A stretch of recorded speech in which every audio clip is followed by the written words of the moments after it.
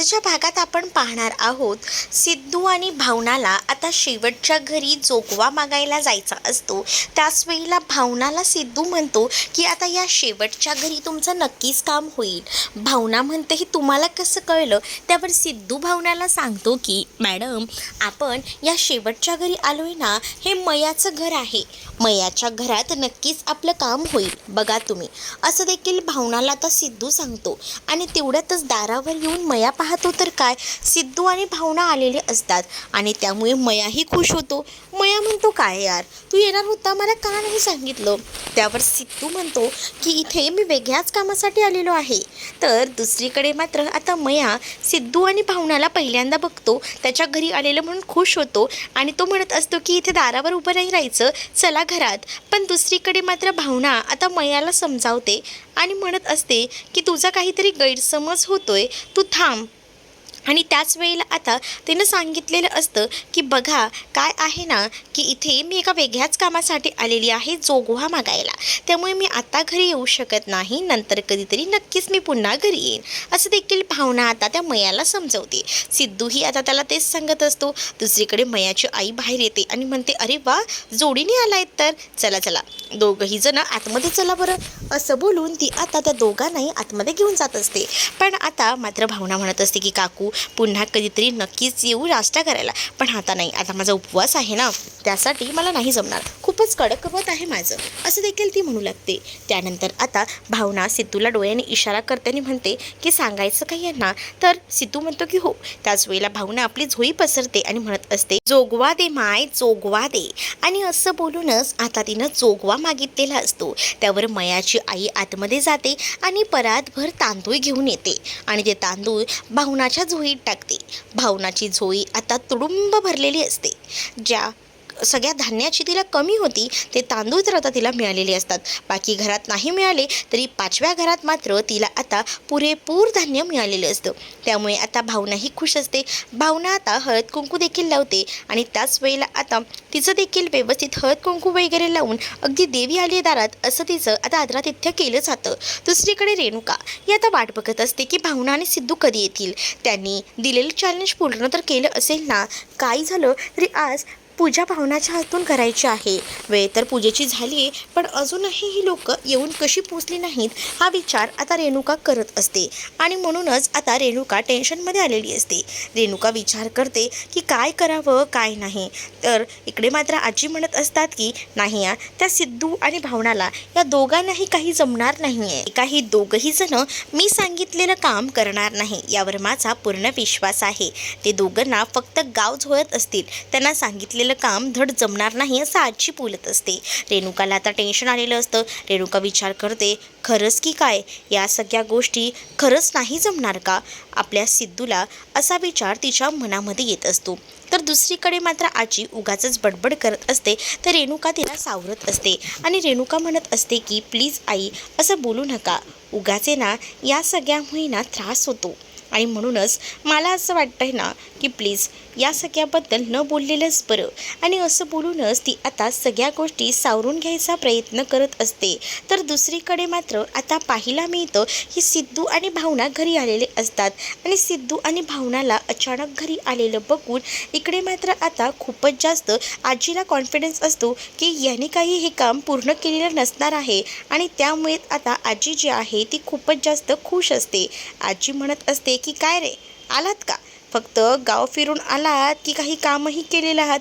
असं बोलून मुद्दामून ना त्यांना आता छेडायचं काम करत असते।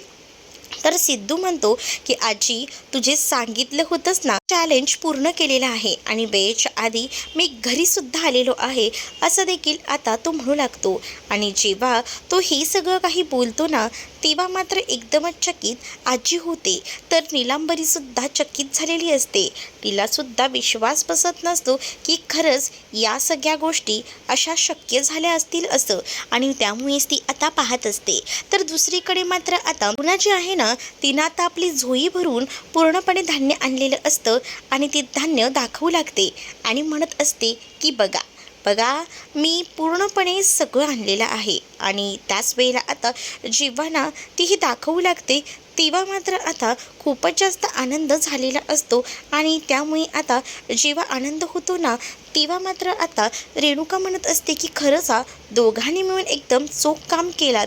आणि त्याच वेळेला आजीसुद्धा मनात विचार करत असते की कसं काय जमलं या दोघांनाही एकदम परफेक्ट असा विचार कुठेतरी आता आजींच्या मनात येत असतो. तर दुसरीकडे मात्र आता सिद्धू म्हणत असतो की आजी मला माहिती आहे तुला या सगळ्याचा शॉक बसला असेल की इतक्या पटकन मी या सगळ्या गोष्टी कशा काय शक्य केल्या, पण मी पण हुशार आहे आणि काही झालं तरीसुद्धा मला ना या सगळ्यामध्ये भावना मॅडमना जिंकून द्यायचंच होतं आणि त्यामुळे मला ज्या गोष्टी शक्य करता आल्या ना त्या सगळ्या काही गोष्टी मी केलेल्या आहेत असं देखील आता तो म्हणू लागतो.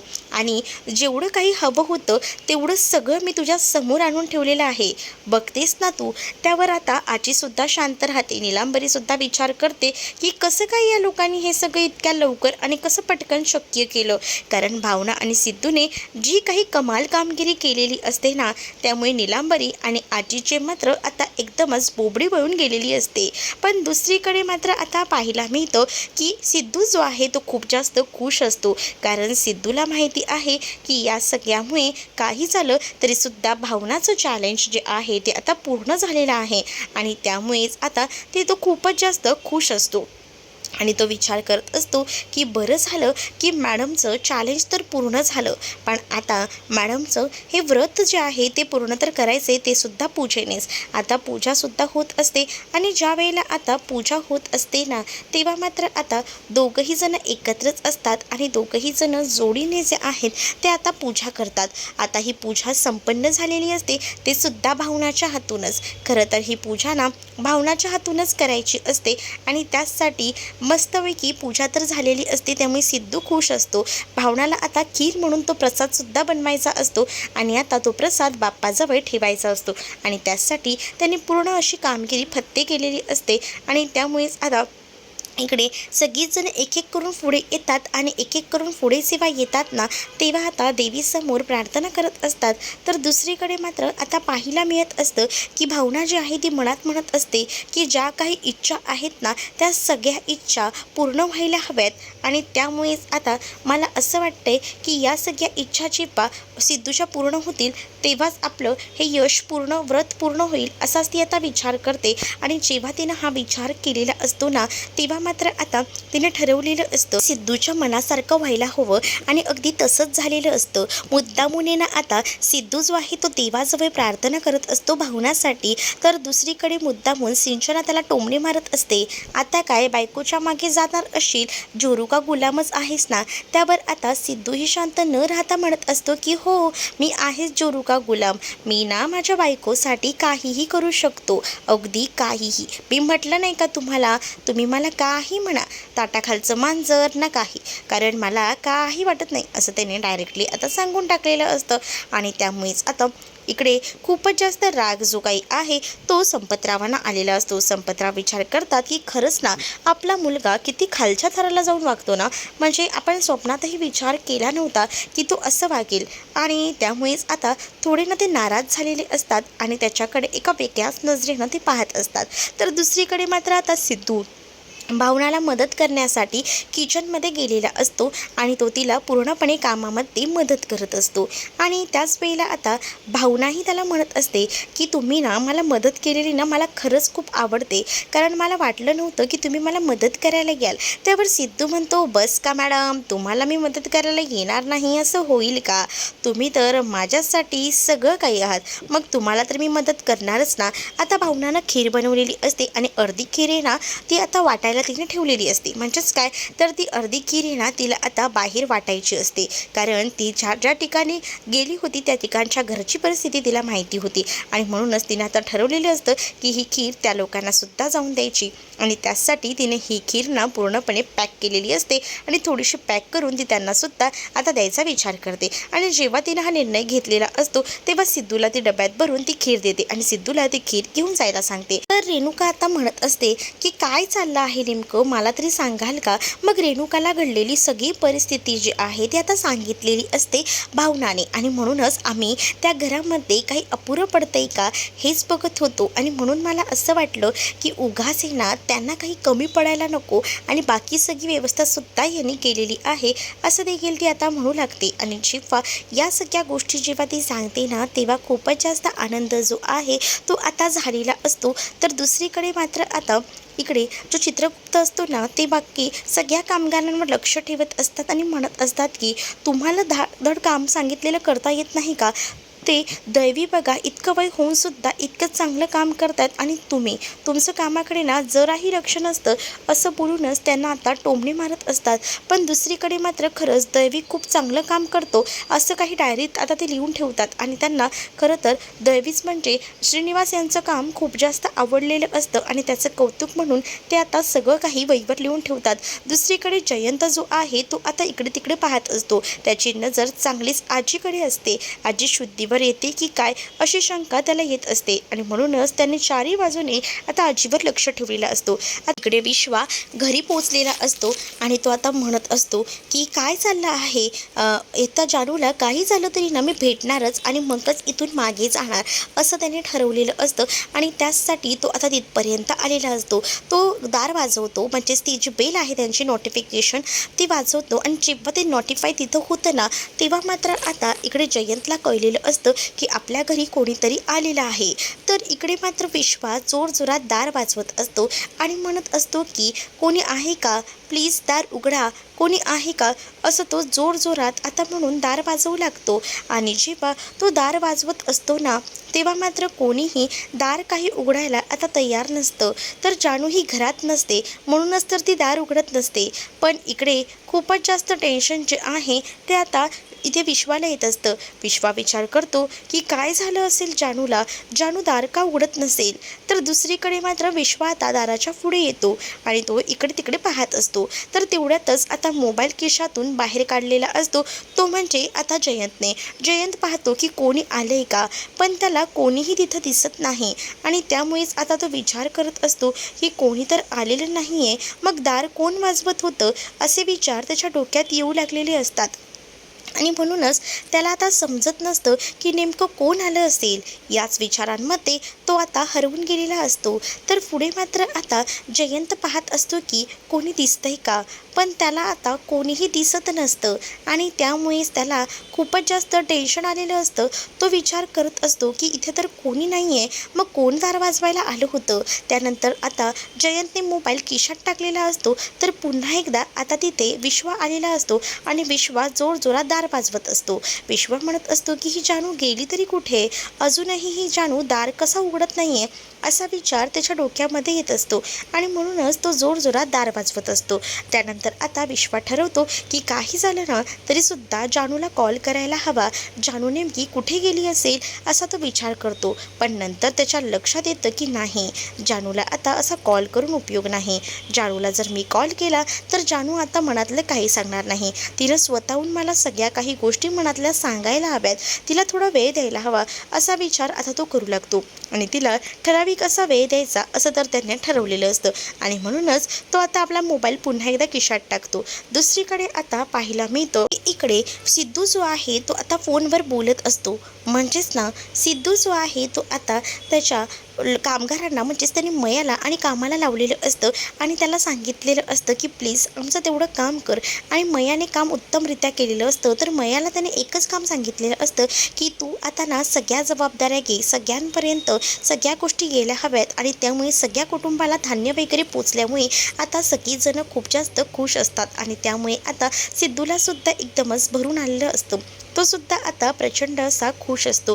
तर दुसरीकडे मात्र आता तुम्ही एकदम योग्यरित्या काम केलेलं आहे, खरंच ना तुम्ही जी काही कामगिरी करताय ना ती एकदम परफेक्ट आहे आणि अशीच कामं करायला हवीत असा देखील आता भावना विचार करत असते.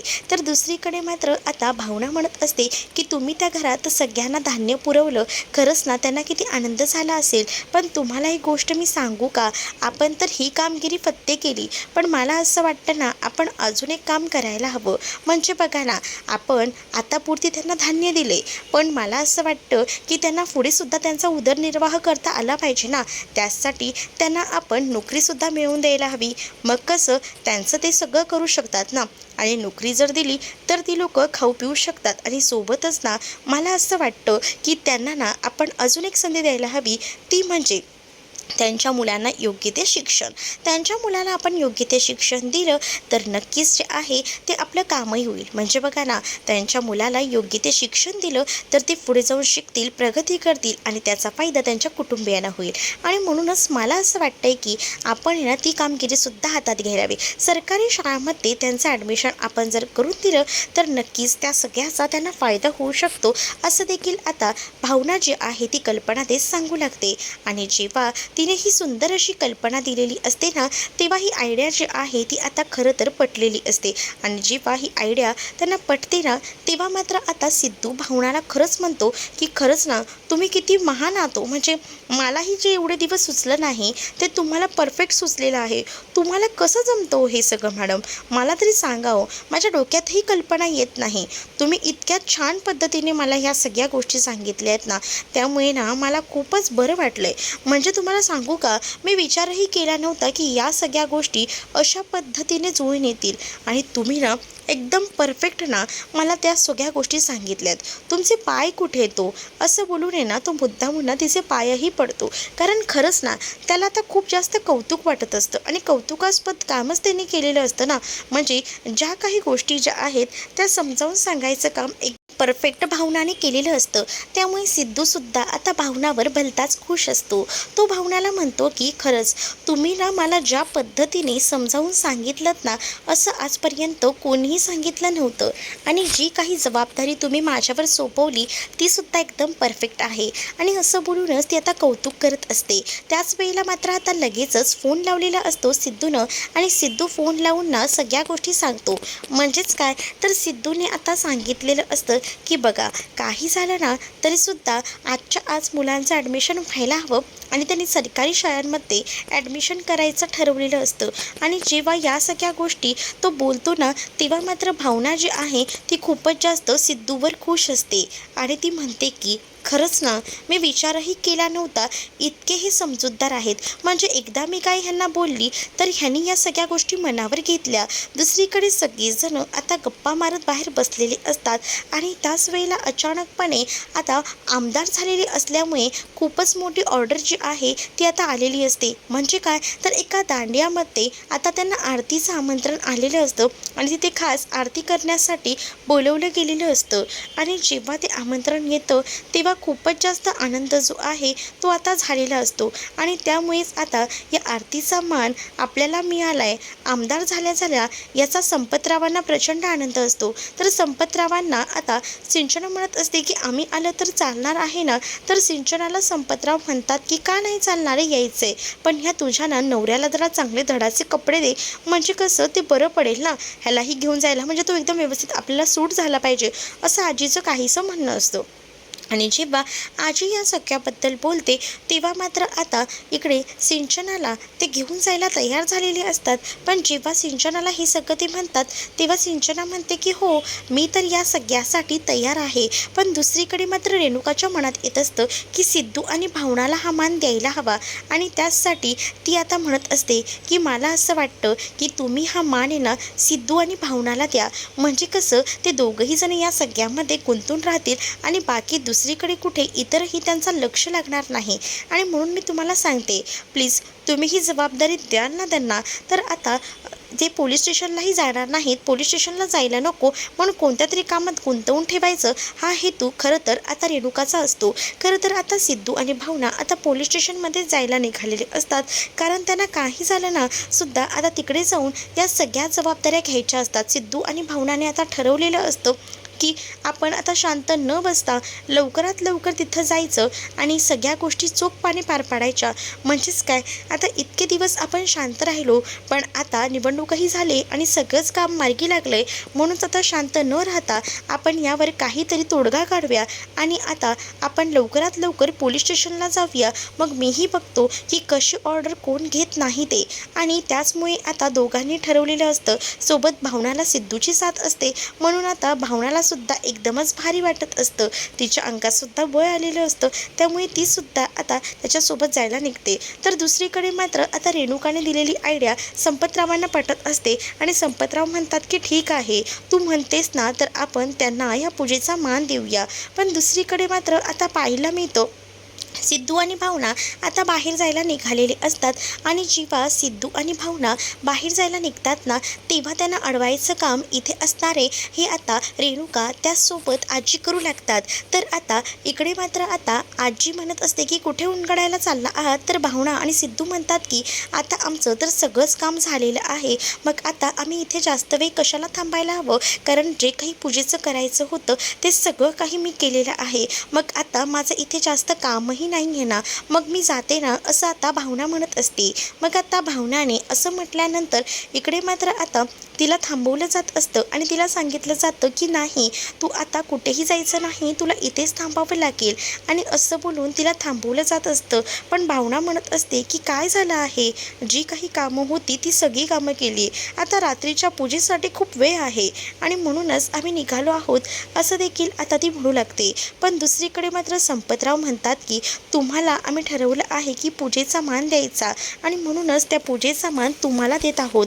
आता तुम्ही कुठेही जायचं नाही, डायरेक्ट त्या दांडिया स्पर्धेत असं आपल्याला जायचं आहे आणि तिथे तो पूजेचा मान मिळाला आहे. आता संपतरावही या सगळ्यासाठी तयार झालेली असतात, कारण संपतरावांना सुद्धा असंच वाटत असतं की काही झालं तरी सिद्धूने ना तिकडे तक्रार करायला जायला नको आणि यासाठी त्याने सुद्धा ही जबरदस्त अशी शक्कल लढवलेली असते. आणि त्यामुळे आता त्यांना रेणुकाचं म्हणणं पटलेलं असतं. सिद्धू आणि भावना जायला निघालेले असताना त्यांना अडवलं जातं आणि त्यांना सरळ सांगितलं जातं की तुम्ही कुठेही जायचं नाही आहे, तुम्हाला इथेच थांबावं लागणार आहे. परंतु सिद्धू या सगळ्याला नकार देतो आणि सिद्धूने सांगितलेलं असतं की नाही, मी या सगळ्यासाठी तयार नाही आहे, आम्हाला काम आहे आणि आम्हाला जायचे. आणि तसंही तुम्ही म्हणाला होतात की बाकी सगळ्या गोष्टी केल्यानंतर आता बाहेर पडलात तरी चालणार आहे. मग आता सगळ्या काही गोष्टी झालेल्या आहेत, पाहुणा मॅडमना इतक्यात तरी काम नाही आहे रात्रीशिवाय, मग आता जायला काय हरकत आहे, असा विचार देखील आता सिद्धू करत असतो. पण आता ह्या पूजेचा मान हा तुम्हाला मिळाला आहे, तर हा पूजेचा मान तुम्हाला घ्यायलाच हवा आणि म्हणूनच मला असं वाटते की तुम्ही कुठेही जाऊ नका. पण तरीसुद्धा आता इकडे काही ऐकायचं नाही, असंच तर आता सिद्धूनं ठरवलेलं असतं. कारण सिद्धूला लवकरात लवकर बाहेर जाऊन आता तक्रार दाखल करायची असते आणि त्यासाठी सिद्धू काहीही करायला तयार असतो. तर तो आता भावनाला म्हणत असतो की भावना मॅडम, तुम्ही नाही आलात ना तरीही चालेल, पण मी जाऊन ही तक्रार करणार आहे. जर तुम्हाला पूजेसाठी थांबायचं असेल तर तुम्ही तेच थांबा, पण आज मी काही झालं तरी माघार घेणार नाही आहे, असं आता सिद्धूनं ठरवलेलं असतं. आणि असं ठरवूनच सिद्धू आता घराबाहेर पडतो. सिद्धू ज्या वेळेला घराबाहेर पडणार असतो त्यावेळेला भावना त्याला थांबवायचा प्रयत्न करत असते, पण भावनाचा सुद्धा आता सिद्धू ऐकत नसतो. सिद्धूला माहिती आहे ना त्याच्या घरातले कसे आहेत ते, आणि त्यामुळेच तो आता जरा शांतच बसतो. पण दुसरीकडे मात्र आता आजी ही आता एकदम खुश असते, कारण तिला माहिती आहे ना की तिनं कशा पद्धतीने या सगळ्याचा गेम केलेला आहे तो, आणि त्यामुळेच आता ती खूप जास्त खुश असते. तिला असं वाटत असतं की आता ह्यांना बाहेर आपण पाठवलं नाही तर नक्कीच सिद्धू जाणार नाही. पण दुसरीकडे मात्र आता आजी आणि त्याचसोबत संपतराव हे आता एका रूममध्ये असतात. तर संपतराव म्हणत असतात की बघितलंत ना, आपण किती त्यांना थांबवायचा प्रयत्न केला, पण ते थांबले का, ते स्वतःच करून खरं पण बसले. आणि त्याच वेळेला आता नीलांबरीसुद्धा तिथे आलेली असते आणि नीलांबरी त्या दोघांचे खरं तर बोलणं ऐकायला आले असते. नीलांबरीला सवयच असते काही ना काही ह्या लोकांमध्ये ऐकायचं आणि ह्यांना एक ना एक काही ना काही आता कारणं द्यायची आणि त्यांना काही ना काही सांगत बसायचं. आणि दुसरीकडे आता सिद्धू जो आहे तो पोलीस स्टेशनला येऊन पोचलेला असतो. आणि जेव्हा सिद्धू पोलीस स्टेशनला येऊन पोचतो तेव्हा आता तिकडे तो तक्रार घ्यायला सांगत असतो, पण त्याची तक्रार नोंदवली जाणार नाही असं तिथे पोलीस स्टेशनमध्ये सांगू लागतात. मग आता सिद्धूला कळत असतं की नक्कीच यांच्यावर कोणीतरी प्रेशर टाकत आहे आणि म्हणूनच हे आपली तक्रार घ्यायला तयार नाही आहेत असा विचार आता सिद्धू करत असतो, कारण सिद्धूला माहिती आहे की नक्कीच काहीतरी गडबड आहे. तर दुसरीकडे मात्र आता पाहायला मिळतं की सिद्धू जो आहे तो म्हणत असतो की जोपर्यंत तुम्ही माझी तक्रार घेत नाही ना तोपर्यंत मी सुद्धा कुठेही जाणार नाही आहे, मी सुद्धा इथेच थांबणार आहे. आणि असं बोलून तो आता हट्टच करू लागलेला असतो. तर जेव्हा ना तो ह्या सगळ्याचा हट्ट करतो तेव्हा ना आता ते पोलीस ठरवतात की नाही, या सगळ्यातून काहीतरी मार्ग काढायला हवा आणि या सगळ्या गोष्टींना लवकरात लवकर फोन करून सांगायला हव्यात. आणि म्हणूनच तो आता फोन करायला ते बाहेर जातात, कारण त्यांना आता लवकरात लवकर या सगळ्याबद्दल सांगायचं असतं, ते म्हणजे संपतरावांना ते आता फोन करतात आणि चढलेली सगळी हकीकत सांगतात आणि म्हणतात की इथे तुमचा मुलगा पुन्हा आमच्याकडे तक्रार नोंदवण्यासाठी आलेला आहे, काय करायचे, त्याची तक्रार घ्यायची का. पोलिसांचं कामच नेहमीप्रमाणे पैसे लुटायचं असतं. तसेच आता ते मुद्दामून संपतरावांवर प्रेशर आणतात आणि संपतरावांना म्हणत असतात की काय करायचं आहे, तुमच्या मुलाची तक्रार घ्यायची आहे का. तर संपतराव म्हणतात की तुम्हाला वाटेल तितके पैसे द्यायला तयार आहे मी, पण तक्रार त्याची बिलकुलही लिहून घ्यायची नाही. तर तुम्ही लवकरात लवकर मला पैसे पाठवा, मग तुमचं काम झालंच म्हणून समजा, असं पोलीस जे आहेत ते आता संपतरावांना म्हणत असतात. आणि जेव्हा संपतरावांना पोलीस जेव्हा असं म्हणतात तेव्हा सिद्धूनं बाहेर येऊन त्या पोलिसांचं बोलणं पूर्णपणे ऐकून घेतलेलं असतं आणि त्याला आता कळून गेलेलं असतं की नक्की ह्यांना फोन करणारा करता धरता कोणी नाही तर आपलाच बाप संपतराव आहे, ही गोष्ट आता कळलेली असते. आणि त्यामुळेच आता सिद्धूच्या लक्षात येतं की या सगळ्यामागे त्यांचाच हात आहे. दुसरीकडे मात्र आता लक्ष्मी आणि श्रीनिवास हे दोघंही जण आता डॉक्टरांना भेटण्यासाठी गेलेले असतात. डॉक्टरांना ते म्हणत असतात की कधी सगळ्या गोष्टी क्लिअर होणार आहेत, प्लीज मला सांगू शकता का. तर डॉक्टर आता स्पष्ट सगळं काही सांगू लागतात आणि म्हणतात की तुम्हाला आम्ही एक गोष्ट स्पष्ट सांगतो की काही झालं तरी तुमचं काम होणार नाही, म्हणजे तुमचे पेशंट ऑपरेशन होऊन सुद्धा अजूनही शुद्धीवर येत नाही आहेत. आणि त्यामुळेच मी तुम्हाला क्लिअरली सांगतो की ते आता कोमात गेलेले आहेत, त्या आता इतक्यात तरी शुद्धीवर येणार नाहीत, त्या अजूनही बोलत नाही आहेत, काहीच करत नाही आहेत, शुद्धीवर येणार नाही आहेत, म्हणजेच त्या कोमात गेलेल्या आहे. ही घटना जेव्हा आता डॉक्टरांना समजते तेव्हा मात्र आता ही सगळी घटना डॉक्टर या श्रीनिवास आणि लक्ष्मीला सांगतात. आणि जेव्हा हे सगळं त्यांना सांगितलं जातं ना तेव्हा मात्र श्रीनिवास आणि लक्ष्मीला तर धक्काच बसतो. ते दोघंही जण पाहत राहतात. डॉक्टर म्हणतात की आता तुमच्या पेशंटला जास्त वेळ आपण हॉस्पिटलमध्ये ठेवू शकत नाही, तुम्ही तुमच्या पेशंटला घरी नेलात ना तरीही चालेल, घेऊन जा तुमच्या पेशंटला घरी, असं देखील आता डॉक्टर म्हणतात. आणि डॉक्टर तिकडनं निघून जातात. पण आता डॉक्टरांच्या बोलण्याचा श्रीनिवास आणि लक्ष्मी यांना जबरदस्त असा धक्का बसलेला असतो, कारण ज्या काही गोष्टी आहेत त्या अगदीच त्यांच्या समोर घडलेल्या असतात आणि त्यामुळे दोघांनाही खूपच जास्त भीती वाटत असते. दुसरीकडे जयंत आता नीटनेटकून पाहत असतो की आजी शुद्धीवर आल्यात की काय. त्याला ना आता काही झालं तरी सुद्धा आजी शुद्धीवर येऊच नाही असं वाटत असतं. आजी कोमात गेल्या याचा एक वेगळाच आनंद त्याला झालेला असतो. दुसरीकडे आता पोलिसांचं बोलणं सिद्धूने ऐकलेलं असतं. सिद्धू आता आतमध्ये हवालदारांकडे येतो आणि म्हणत असतो की तुम्हाला तरी काहीच वाटत नाही का, म्हणजे मला असं म्हणायचं आहे की तुम्हाला सुद्धा तुमच्या मुली बहिणी असतीलच ना, आणि एखाद्या मुलीला जर न्याय मिळवून द्यायचा असेल तर तुम्ही स्वतःच्या मुलीला समोर ठेवून विचार करा ना, तुम्ही तरी काहीतरी बोला, तुमच्या साहेबांना समजवा. म्हणजे माझं असंच म्हणणं आहे की त्या मुलीच्या पत्रिकेत मंगळची दोष होता आणि त्यामुळेच ती मुलगी स्वतःला गिल्ट म्हणून घेत आहे की तिच्यामुळे हे सगळं झालं आहे. पण जर नक्कीच हे कोणीतरी मुद्दामून केलं असेल तर त्या सगळ्याला न्याय मिळवून द्यायला नको आहे का, आणि म्हणूनच मी प्रयत्न करतोय ना. पण तुमचे साहेब ऐकायला तयार नाहीत, निदान तुम्ही तरी बोला ना साहेबांसोबत, तुम्ही तरी तक्रार लिहून घ्या, असं देखील आता सिद्धू त्या हवालदारांना रिक्वेस्ट करत म्हणत असतो. तेवढ्यातच तिथे आता पोलीस आलेले असतात आणि त्या इन्स्पेक्टरला आता तिथे आलेलं बघूनच आता सिद्धूला एकदम डोक्यात भडका उडालेला असतो. सिद्धू आता त्यांच्याकडे रागातच पाहतो आणि त्यांना म्हणत असतो की तुम्ही माझी तक्रार लिहून घेणार आहात की नाही. सिद्धूला ते म्हणतात की काय रे, अजून तू गेलाच नाही आहेस का, काय तुझी ती इतकी तळमळ चालली आहे ना, तुझ्या बायकोचा पहिला नवरा आहे, त्याचा अपघात झाला आहे आणि तुला काय एवढी तक्रारीची पडली आहे, जाऊ दे ना, तो काय तिच्या स्वप्नातही अजून येतोय की काय, आणि तिला सांगतोय का माझी तक्रार कर म्हणून. असं काहीसं श्रीकांत सरांबद्दल काही बाई आता भावनांतला स्वप्न पडतंय असं हा इन्स्पेक्टर बोलत असतो. आणि या सगळ्या गोष्टीचा सिद्धूला राग येतो, कारण भावनाबद्दल अपशब्द बोललेला काही केल्या आता ऐकून घ्यायचं नसतं असं सिद्धूला खूप जास्त राग आलेला असतो. आणि म्हणून सिद्धू आता कोणताही विचार न करता डायरेक्ट त्या इन्स्पेक्टरची कॉलर धरतो आणि चांगलाच बेदम असा त्याला धमकावू लागतो. आणि खूप असा राग जो काही आहे ना तो आता आलेला असतो आणि त्यामुळेच डायरेक्ट त्या इन्स्पेक्टरची भावनाची कॉलर धरलेली असते, कारण भावनाबद्दल एकही शब्द तो ऐकू शकत नसतो. तर ह्या सगळ्या गोष्टी तर होतच राहत असतात. तर पुढील भागात मध्ये पाहायला मिळतं की भावना जी आहे ती म्हणत असते की हा मान आहे ना आम्हाला देऊ नका, हा मान निलंबरी आणि दादांना द्यायला हवा, कारण आम्ही लहान आहोत आणि ते मोठे आहेत, तर त्यांना तो मान मिळायला हवा. परंतु ह्या सगळ्या गोष्टी ज्या आहेत ते रेणुकाला पटत नाही आणि रेणुका नाही म्हणते आणि तुम्हालाच हा मान मिळायला हवा असं ती म्हणते. त्यामुळे निलंबरीला राग येतो. तर दुसरीकडे मात्र आता सिद्धूने पोलिसांना डायरेक्ट धमकावलेलं असतं की जर तुम्ही माझं 5 मिनिटाच्या आत नाही ऐकलं ना तर बघा जे काही होईल त्याला मी बघूही शकत नाही, ऐकूही शकत नाही, बघा काय होतंय ते, असं देखील आता तो रागातच बोलत असतो. त्यामुळे आता इन्स्पेक्टरसुद्धा खूप जास्त घाबरलेले असतात.